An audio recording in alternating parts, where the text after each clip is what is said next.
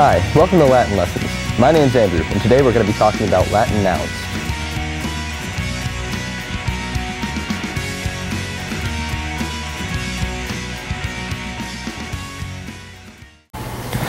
Before we start talking about declensions, it's important to learn about the noun case system. In English, nouns have a structure as to how they're used in a sentence. Let's take a look at the sentence, "The girl drew her mother a picture." There's a subject, a direct object, an indirect object, and a verb.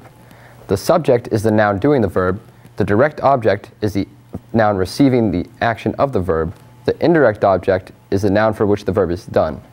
Labeling each noun helps us understand how it functions in the sentence. Latin language has a similar case system, but instead of labeling a noun as the subject of a sentence, it is said to be in the nominative case. In Latin, there are 5 noun cases, 7 in total. We're not going to focus on the other 2 because, well, we're trying to keep this video as short as possible. Labeling Latin nouns in these cases helps us determine how they function in the sentence. I already said that the subject of the sentence is in the nominative case. This chart shows how the other cases are used in Latin. The genitive case implies possession. There are other uses of the genitive case, but we'll get into those in another video down the road. Anyway, the genitive case is usually used with the word of or the apostrophe s. Let's take a look at the sentence, "The dog of the boy ran to the girl." In this sentence, the boy would be in the genitive case because it's in the possession of the dog. A good trick to remembering the name of this case is to pronounce it the genitive. Next, let's take a look at the dative case. The dative case in Latin is the indirect object and is usually used with the words to or for. In the sentence, the boy gave the gift of friendship to the girl. The girl would be in the dative case in Latin because she is the indirect object of the sentence. Next, let's look at the accusative case. In Latin, the direct object of a sentence goes into the accusative case. So let's look at the sentence, "The boy gives the gift of friendship to the girl." Gift would be in the accusative case in Latin because gift is receiving the action of the verb. Finally, let's look at the ablative case. The ablative case in Latin is used for prepositional phrases. So in the sentence, "The boy gave the gift of friendship to the girl in the field." In the field would be in the ablative case in Latin. This is because in the field is the prepositional phrase of the sentence. Now that we have a basic understanding of each case in Latin, let's try identifying some Latin nouns. Now let's take a look at your typical violent Latin sentence, "The sailor killed the farmer." In this sentence, the sailor is the subject, so it is in the nominative case in Latin. The direct object of the sentence is the farmer, so it would be in the accusative case. Now, just to make sure you've got the hang of identifying, let's take a look at another sentence. "Then the sailor gave the widow of the farmer money." In this sentence, we have a subject, the sailor, an indirect object, the widow, something in the genitive case, the sailor, and a direct object, money. A declension in Latin is just a list of word endings. Each ending specifies what each word is doing in the sentence. There are 5 declensions in the Latin language. A word belongs to one declension and one declension only. Each declension has a gender associated with it. Now let's take a look at the first declension, which is considered a feminine declension. Here again we have our cases, nominative, genitive, dative, accusative, and ablative. Next to them are our endings. I, arum, is, as, is. We give these endings to Latin nouns to give them a case. The case determines how they will be translated in a sentence.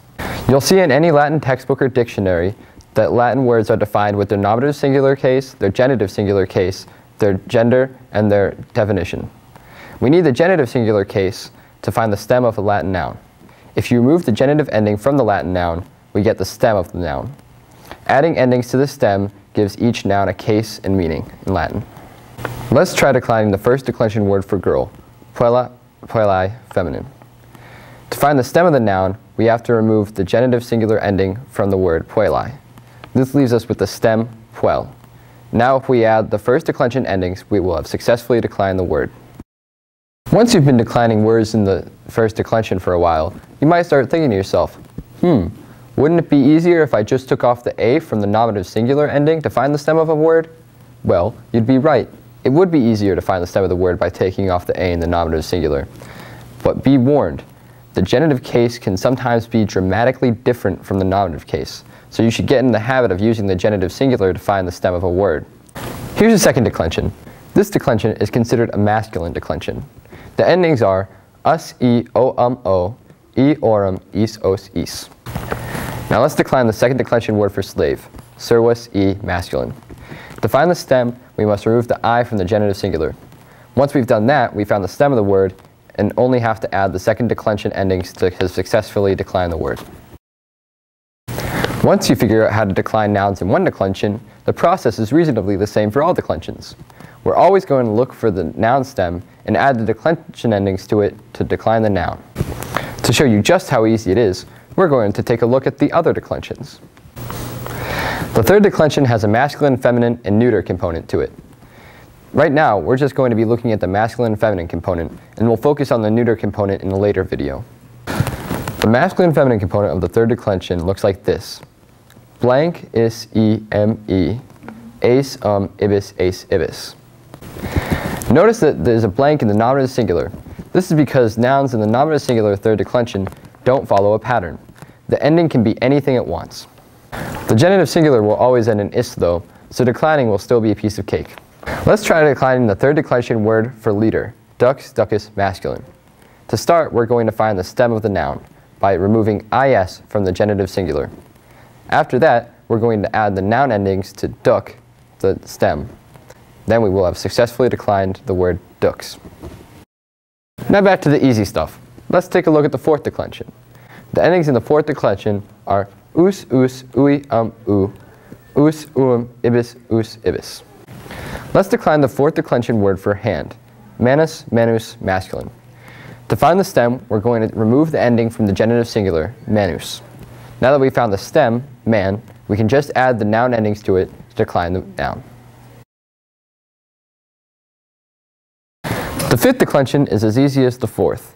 The endings are ace, ei, e, ace, arum, abis, ace, abis. Let's try declining the Latin word for thing, res, rei, feminine. To find the stem, we have to remove the genitive ending from the genitive singular, rei. Now that we have the stem, we're going to add the declension endings to it to successfully decline the noun. So that's how easy it is to decline Latin nouns. And remember, there's always more Latin to learn. So like, favorite, and subscribe to Latin Lessons. Latin Lessons is written, produced, and directed by me, Katie Morfill. Thank you so much to Andrew, whose lovely face you just saw here. Please like this video, leave comments below, show it to your Latin teachers and your friends, and if you have any questions, I'll be sure to have my Latin scholars answer it. Thanks so much for watching. Remember the singular because it's weird because it goes like us, ui, wait, ui? No, oo. It like changes the pattern. Okay. Sorry.